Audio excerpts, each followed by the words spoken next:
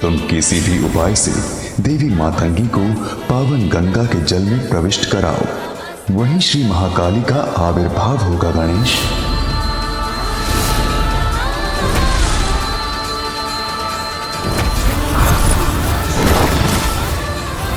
ये देवी तो श्री महाकाली नहीं, ये तो कोई और है।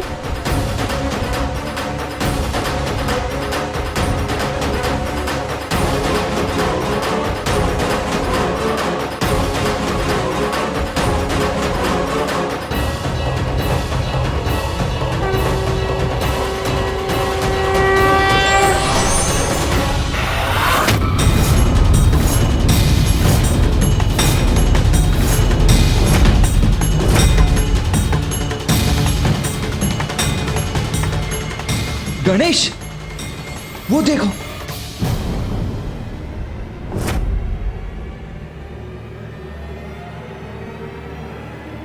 ये माता कहां अदृश्य हो गई?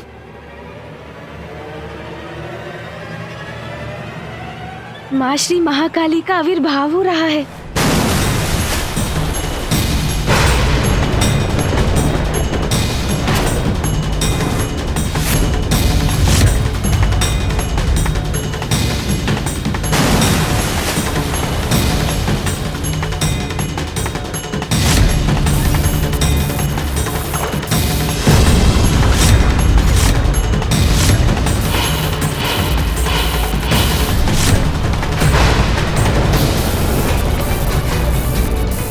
का ये रूप और ये क्रोध मुझे भयभीत कर रहा है। माता ने ऐसा कठोर रूप क्यों धारण किया है? जगत जननी की अद्भुत लीला वो ही जानती है। सत्य है, देवी आदि शक्ति के श्री महाकाली रूप का आविर्भाव हुआ है।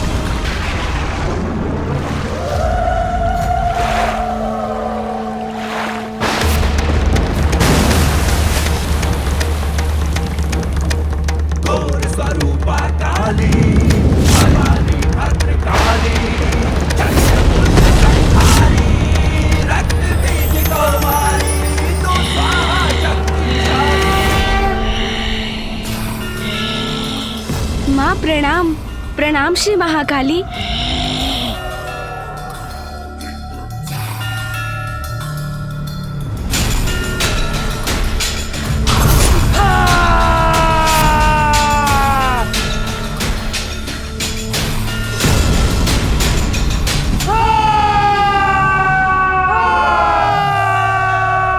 माता की विशालता में तो जैसे संपूर्ण ब्रह्मांड समा गया है। अनंत अद्भुत है माता का ये रूप।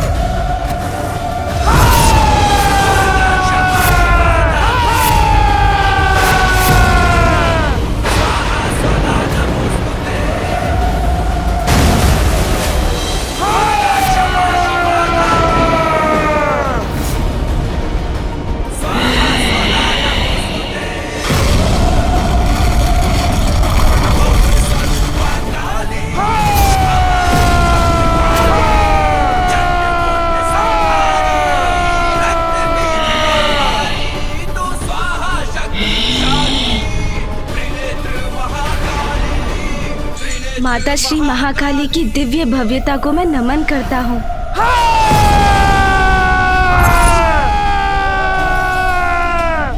प्रतीत होता है माता अपने पूर्ण आवेश में। जय माता श्री महाकाली, आपके दर्शन पाकर हम धन्य हुए माता।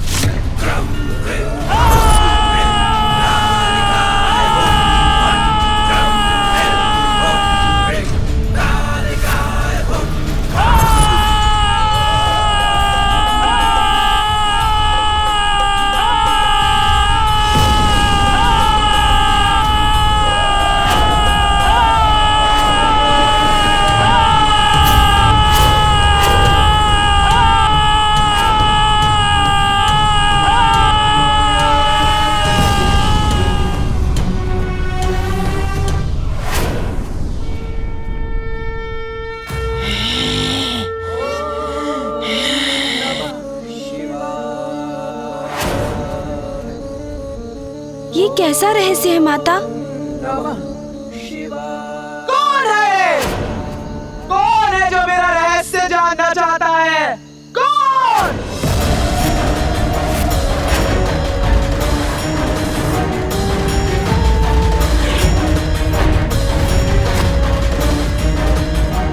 माँ का स्वर इतना कठोर क्यों है? श्री महाकाली के इतने कठोर वचन के पीछे अवश्य कोई कारण है। श्री महाकाली ने अपने वास्तविक स्वरूप में दर्शन दिया है। अवश्य ही कुछ घटित होने वाला है। तू जानना चाहता है? तू कौन जानना चाहता है? बोल, तू जानना चाहता है मेरा रहस्य? प्रणाम माता महाकाली। वो मैं इतनी देर से प्रार्थना कर रहा था। रहस्य जानना है, रहस्य जानना है, तो अब क्या हो गया? तेरे मुख से बोल किसने छीन लिए?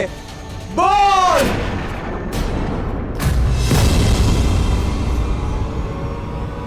देवी श्री महाकाली माँ, माँ की दृष्टि का ऐसा प्रचंड तेज।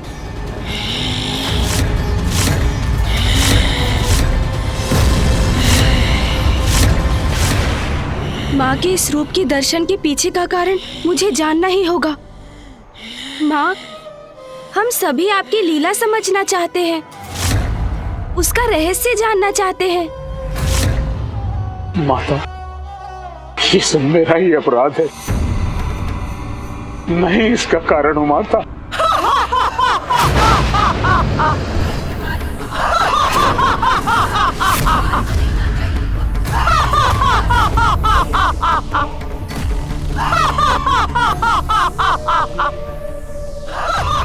माँ का ये अट्टहास तो किसी को भी कंपित कर दे।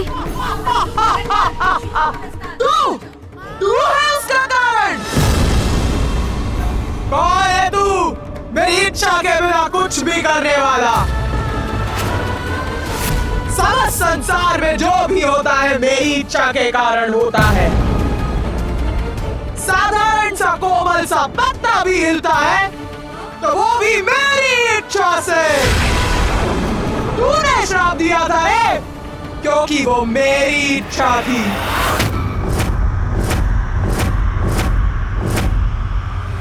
आप एक दूसरे में इतने रमे हैं कि आपको अपने आप की, अपने भक्तों की और अपने कर्तव्य की कोई चिंता ही नहीं। यदि ऐसा है तो आप किसी निर्जन स्थान पर वास क्यों नहीं करते? तू तो मेरी सृष्टि रूपी लीला के चक्र का एक कण मात्र है, मात्र एक तुच्छ भाग है, तुच्छ भाग है, तुच्छ भाग है। वो चक्र स्वयं मैं हूँ, तू नहीं। और वो लीला चक्र यदि गतिमान होता है तो मेरे कारण, वो लीला चक्र यदि गतिमान होता है तो मेरे कारण। पूछ, पूछ तेरे मन में क्या प्रश्न है?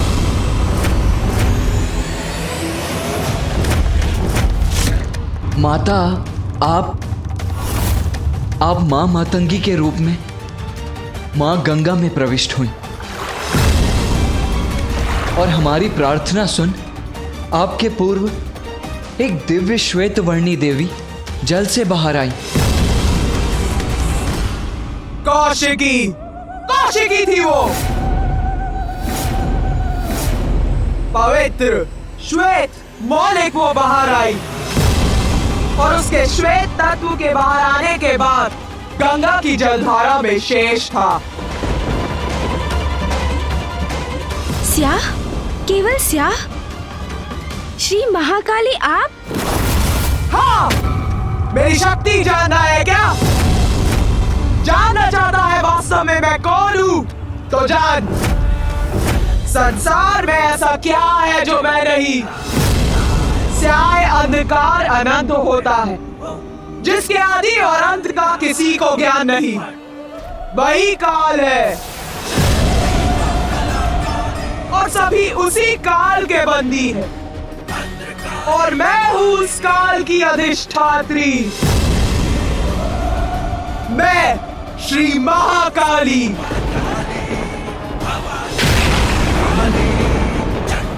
मैं ही परम ब्रह्मा हूँ, मैं ही परम ब्रह्मा पराशक्ति हूँ मैं, पराशक्ति हूँ मैं, पराशक्ति हूँ मैं। विशाल विहंगम है माता का ये रूप, अद्भुत है उनकी महिमा। माता महाकाली, हम सभी नतमस्तक हैं आपके समक्ष।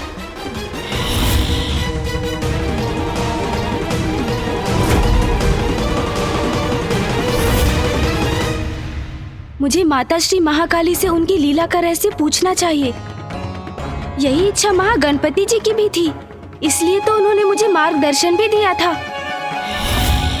और इसलिए हम यहाँ एकत्रित भी हुए हैं। माता ने जो स्वर्णिम अवसर हमें दिया है उसे गंवाना सर्वथा अनुचित होगा। मुझे माता से निडर होकर प्रश्न करने ही होंगे।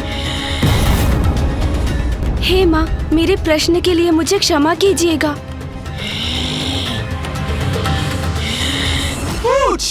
पूछ अपने प्रश्न पूछ। माता, मेरी जिज्ञासा है, मैं जानना चाहता हूँ कि क्या परम ब्रह्म अनेक है? क्योंकि जब मैंने महादेव की कथा सुनी थी तो मुझे ज्ञात हुआ था कि वो ही परम ब्रह्म है। और फिर मुझे श्री महागणपति जी ने भी यही बताया था कि वो परम ब्रह्म है। और अब आपने भी कहा कि आप ही परम ब्रह्म हैं, तो फिर वास्तविक परम ब्रह्म है कौन?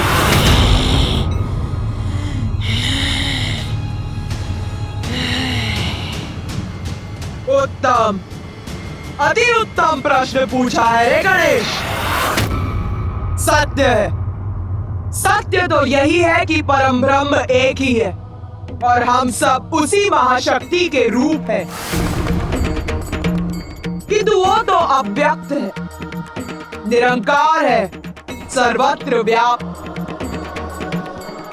उनका ना कोई आरंभ है और ना ही कोई अंत।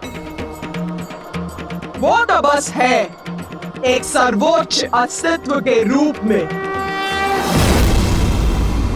किंतु माता, यदि संसार में एक ही परम ब्रह्म है, एक ही महाशक्ति है, तो वो भिन्न रूप क्यों लेती है? गणेश, तू तो बड़ा बुद्धिमान है रे। तेरी जिज्ञासा शांत करनी ही होगी। ध्यान से सुन। परम ब्रह्म की महाशक्ति संसार में आवश्यकता के अनुसार अनेकों रूप में प्रकट होती है। वही परम ब्रह्म महादेव के रूप में प्रकट हुए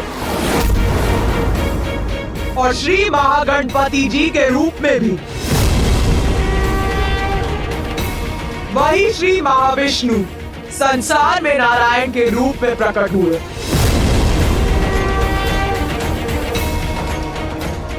और उन्हीं परम ब्रह्म का एक रूप मैं भी हूँ। परम ब्रह्म के रूप अपने अनुसार संसार के कल्याण हेतु कार्य करते हैं, जो अपने अनेक अवतारों में सृष्टि का पालन भी करते हैं और संहार भी करते हैं। किंतु माता, श्री महाकाली रूप लेने के पूर्व आपने माता मातंगी का रूप क्यों धारण किया था? तेरी जिज्ञासा कब शांत होगी रे गणेश? सुन, मेरे 10 महाविद्या रूप है और उन 10 महाविद्या रूप में से 9वां रूप है मातंगी। 10 महाविद्या माता? संसार के सृजन, पालन और संहार हेतु सृष्टि के विकास और उसके चक्र को उचित रूप से गतिमान करने के लिए मैं अपनी 10 महाविद्याओं के रूप धारण करती। और जब जब संसार को मेरी आवश्यकता होती है तो उसी प्रकार मैं अपना रूप धारण करती। माता, मेरी जिज्ञासा तो और भी बढ़ती जा रही है। आपकी 10 महाविद्या रूप माता, ये कौन है? हमें उनके रूप, शक्तियाँ और कार्य विस्तार से बताने की कृपा कीजिए माता। हमें उनके नामों का भी परिचय दीजिए।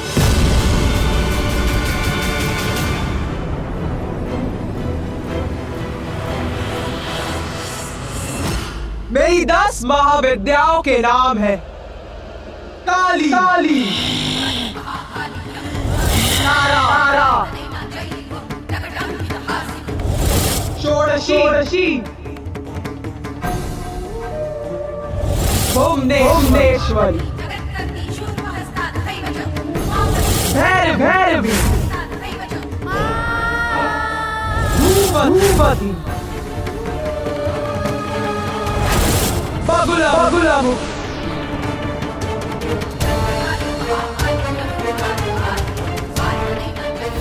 मातंगी, कमला, छिन्नमस्तिका,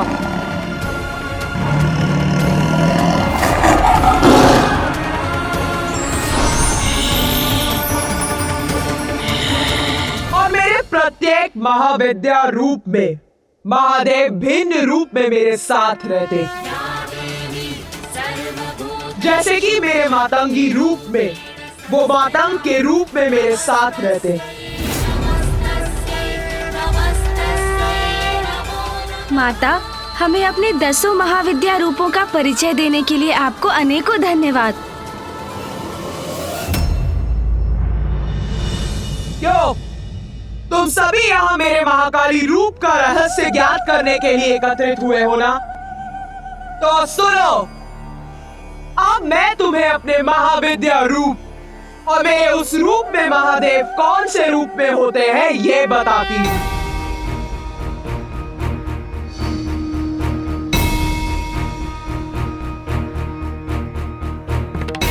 मेरा सर्वप्रथम महाविद्या रूप है काली। काली का उद्गम संसार में महादेव के साथ कैसे हुआ और काली रूप में महादेव ने कौन सा रूप धारण किया, सर्वप्रथम ये कथा सुनो।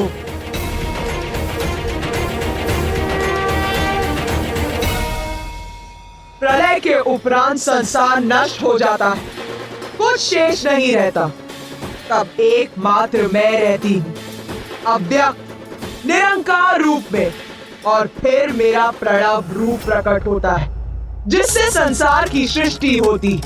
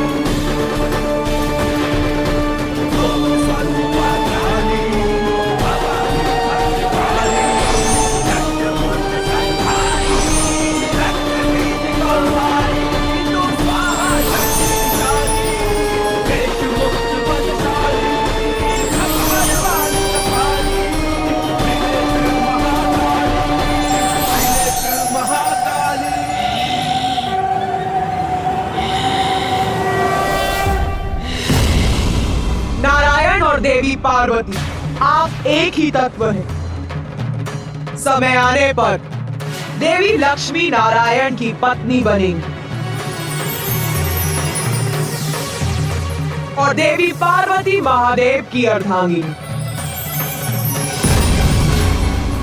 महादेव और देवी सरस्वती आप दोनों एक तत्व हैं। उचित समय आने पर देवी सरस्वती ब्रह्मदेव की पत्नी बनेंगी।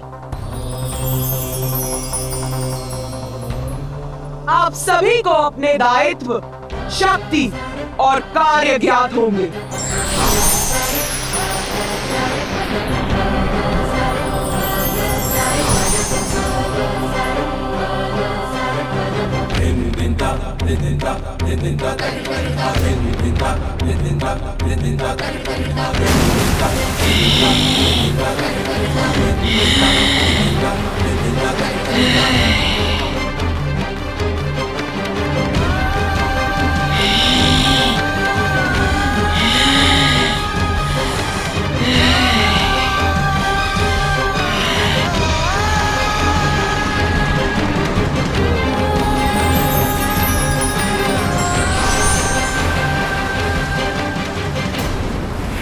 सृष्टि के नवीन सृजन के समय जब संपूर्ण सृष्टि जलमग्न थी, उसमें थल अंश मात्र ही था।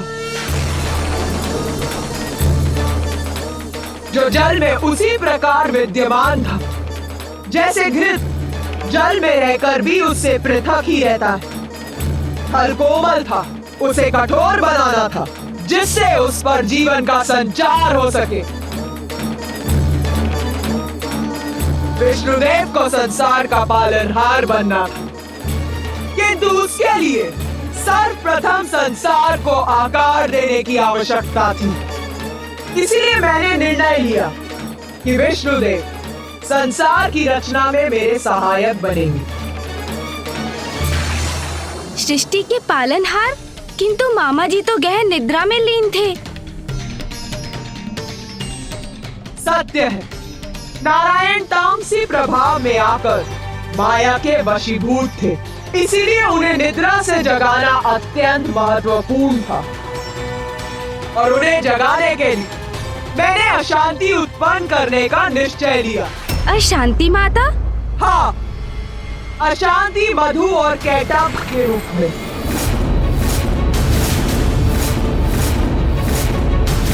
मधु और कैटब माँ, ये कौन थे? दो असुर जिन्हें मैंने अपनी माया स्वरूप देवी महामाया का रूप धारण कर उत्पन्न किया।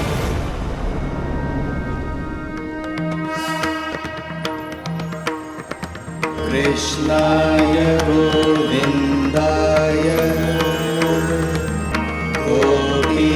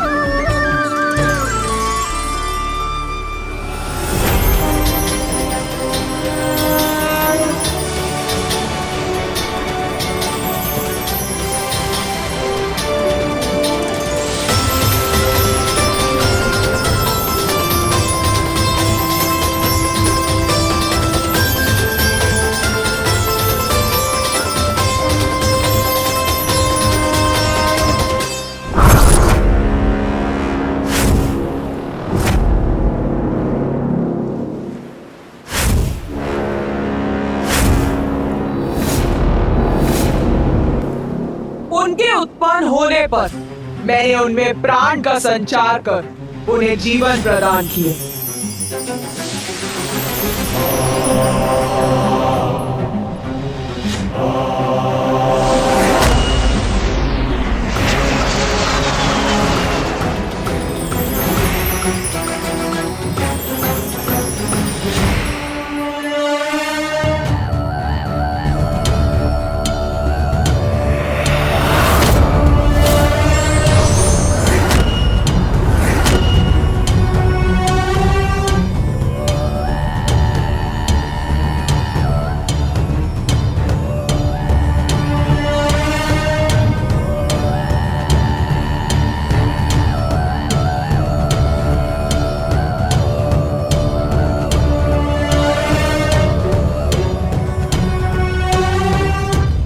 ये क्या स्थान है? हम इस विशाल सागर के मध्य में क्यों हैं? कौन है हम? हम कौन है? कौन है हम? कौन है हम? कौन है हम? वत्स,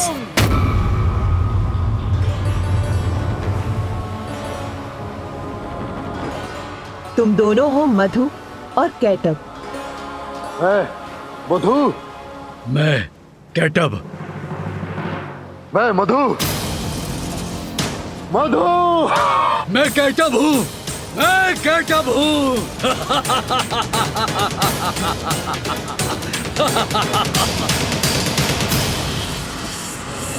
किंतु तुम कौन हो देवी? मैं हूँ महामाया और तुम्हारा जन्म मेरी लीला से ही हुआ है।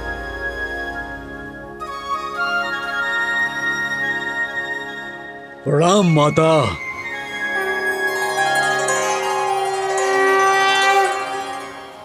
हमारे नामों के अतिरिक्त हमारा क्या परिचय है? पुत्रों, तुम दोनों अत्यंत शक्तिशाली असुर हो और इस जल में तुम्हारी उत्पत्ति का एक अति विशेष कारण है। माता, क्या है वो कारण? क्या है हमारे जन्म का उद्देश्य? युद्ध करना है तुम्हारा उद्देश्य। युद्ध? नारायण से युद्ध।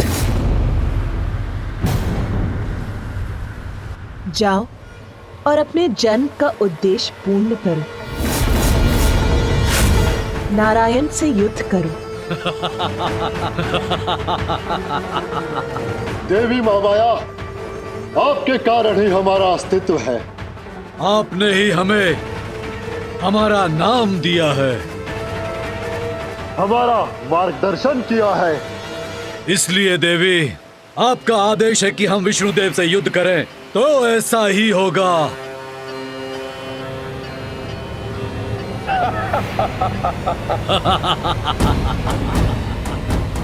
प्रणाम माता।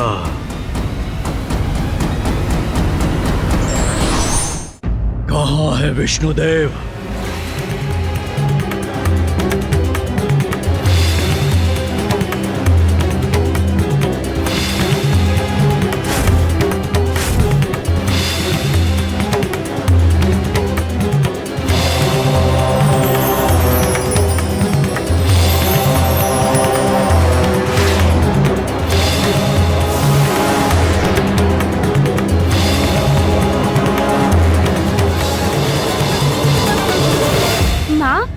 मधु और कैटब को मामा जी के साथ युद्ध करने का आदेश दे दिया।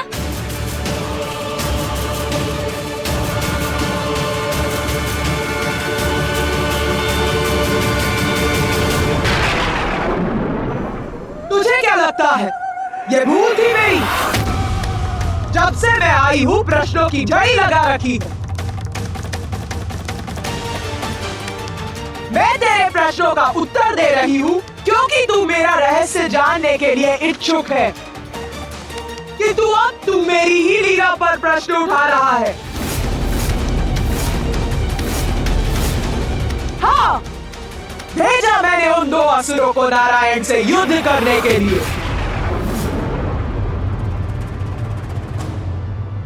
मेरी लीला समझने का सामर्थ्य है भी तुझमें? मेरा उद्देश्य ये नहीं था माता। आपको क्रोधित नहीं करना चाहता था मैं। श्री महाकाली माँ, मैं तो बस!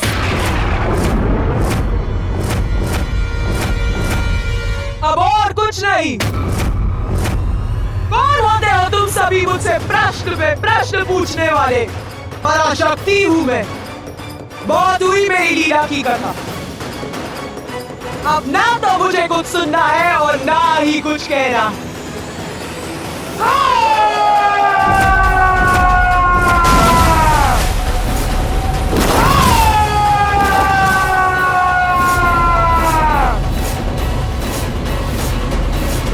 जा, नहीं बताती मैं अपना रहस्य।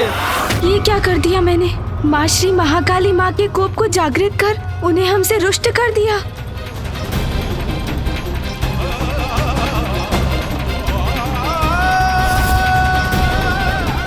माता से और प्रश्न करना कदाचित उनकी क्रोधाग्नि को और भड़का देगा।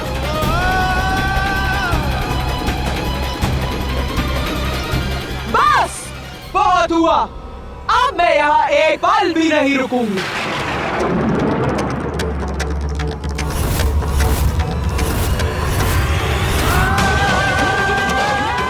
माता जा रही है यहाँ से।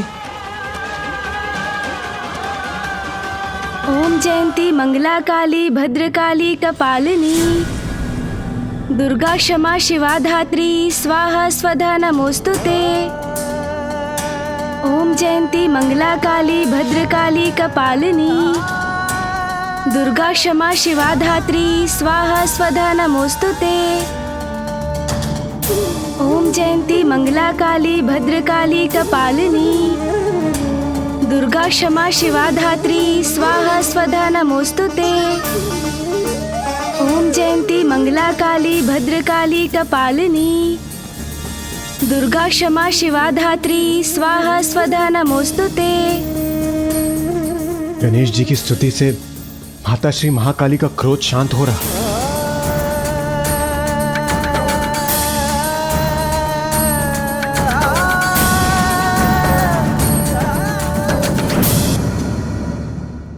माँ, माँ,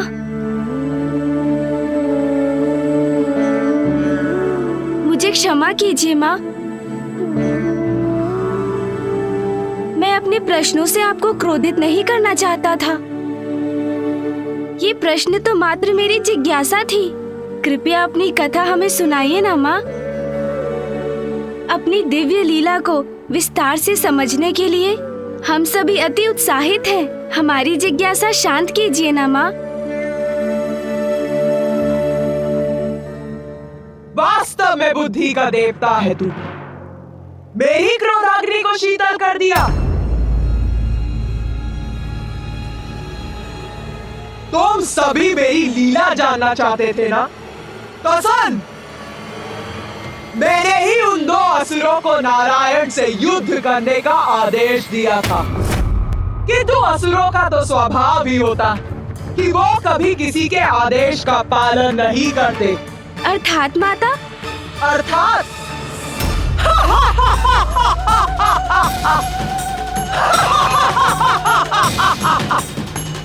नारायण तक पहुंचने से पूर्व मधु और कैटब की कुदृष्टि ब्रह्मदेव पर पड़ गई।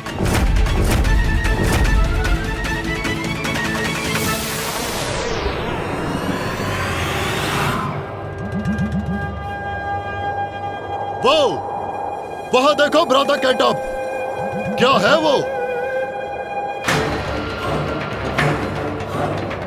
उचित है मधु, देखता हूं, अभी देखता हूं।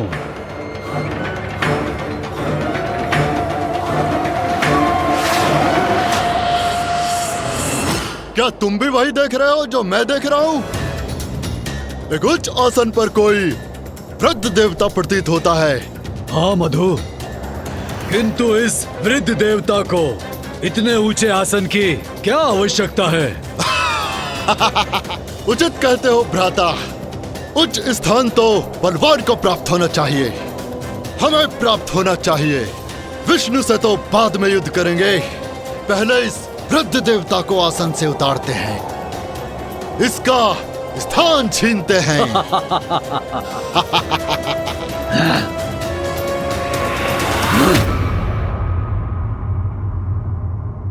हे वृद्ध देवता, सुनो! हे, सुनो!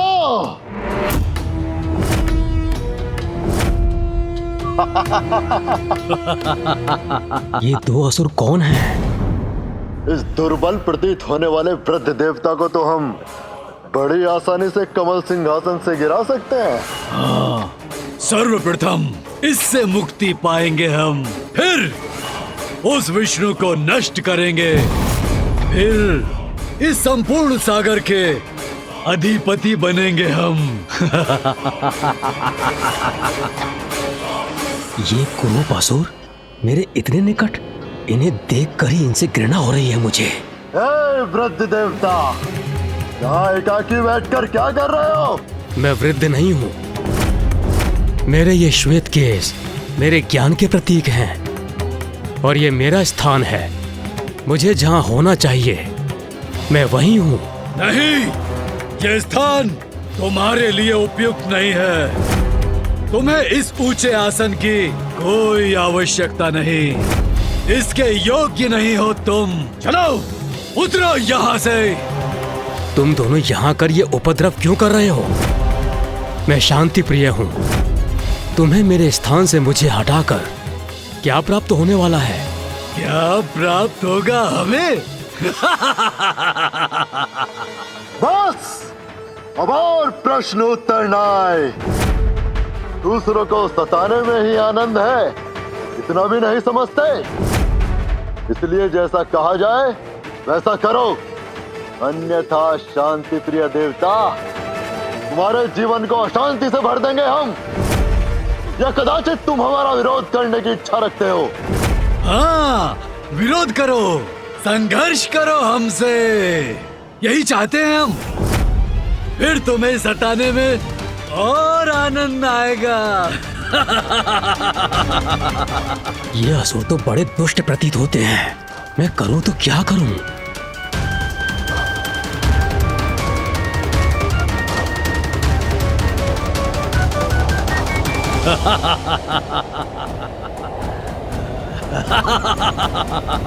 प्रतीत होता है ये उद्दंड असुर थमने वाले नहीं। उतरो नीचे इस आसन से, अन्यथा हम बलपूर्वक गिरा देंगे तुम्हें। इसके योग्य नहीं हो तुम। चलो, उतरो यहाँ से। इस विकट परिस्थिति में कौन सहायता करेगा मेरी?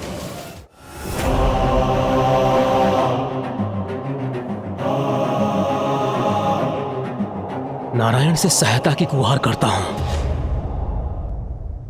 नारायण, नारायण, निद्रा त्यागिए, उठिए नारायण, नारायण, मेरी सहायता कीजिए। नारायण! विष्णु को निद्रा से जगाने में क्या लाभ? सर्वप्रथम हम तुमको यहाँ से हटाएंगे, फिर तुम्हारे आसन पर स्थित होकर नारायण को सताएंगे, युद्ध करेंगे, विष्णु को भी पराजित कर देंगे हम।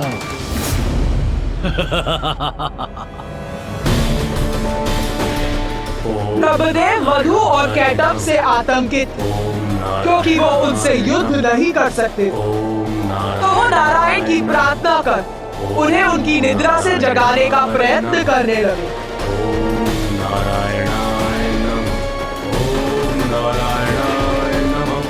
ओम नारायणाय नमः। ओम नारायणाय नमः। ओम नारायणाय नमः। ओम नारायणाय नमः।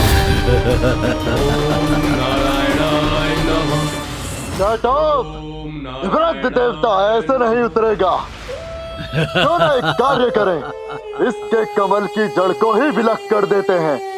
इसे गिरते देख बड़ा आनंद आएगा। अब न रहेगा आसन और न रहोगे तुम उस पर आसीन।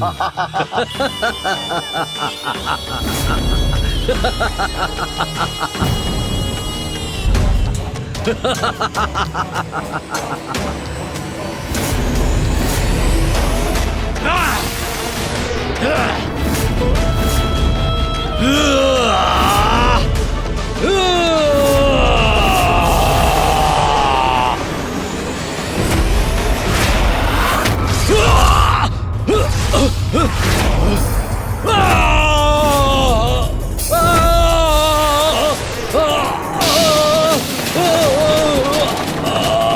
क्या हो रहा है?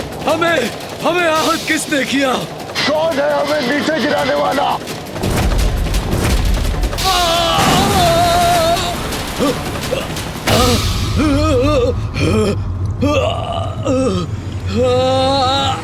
हमें चुनौती देने का दुस्साहस किसने किया? किसने अपनी मृत्यु को आमंत्रित किया? मैं नारायण।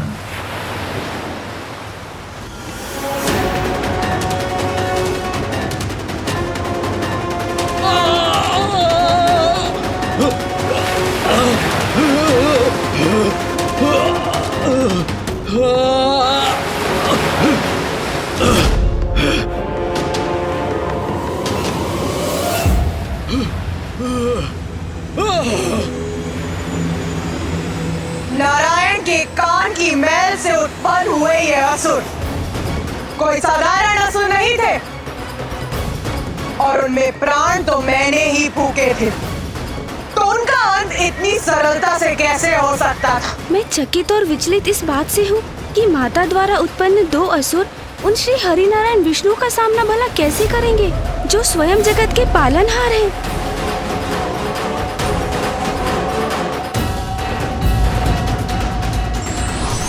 जगत के कल्याण के लिए परम ब्रह्म एवं भगवान को भी कठिन परीक्षा का सामना करना पड़ता है, जिसका अनुसरण हमें भी करना चाहिए।